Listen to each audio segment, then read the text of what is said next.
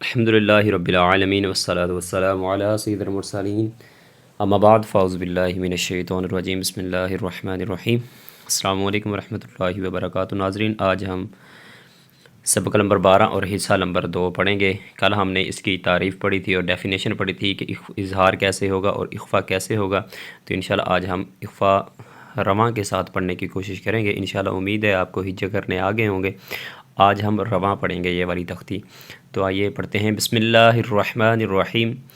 من جوع من دونکم من ذہب فَإِن زَلَلْتُمْ من صفیہ من شکر من صلصال إن ضللت من طين من ظلم من فروج من قبل من کتاب ینعون، یہاں پہ اظہار ہو رہا ہے، منہم انعمت وانحر فسینغدون۔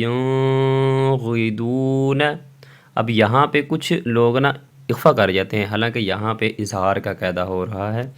فسینغدون والمنخنقۃ انت تنسون ننشزها ينصرون مندود ينطقون انظر أنفسكم ينقضون منكم عذابا أليما خير تجدوه عدن تجري بلدا آمنا قولا ثقيلا شهاب ثاقب نوحا هدينا فصبر جميل خلق جديد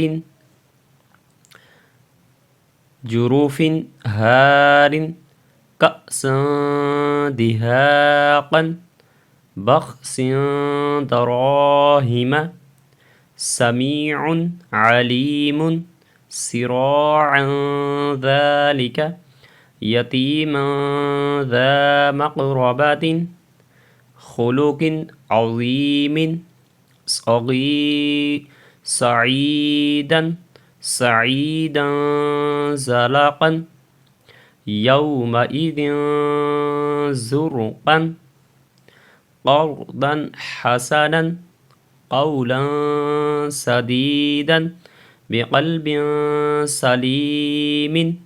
تو جی ناظرین، یہ جو ہم نے تختی آج پڑھی ہے، امید ہے کہ آپ سب بھائیوں کو یہ تختی بآسانی کے ساتھ سمجھ آ گئی ہوگی۔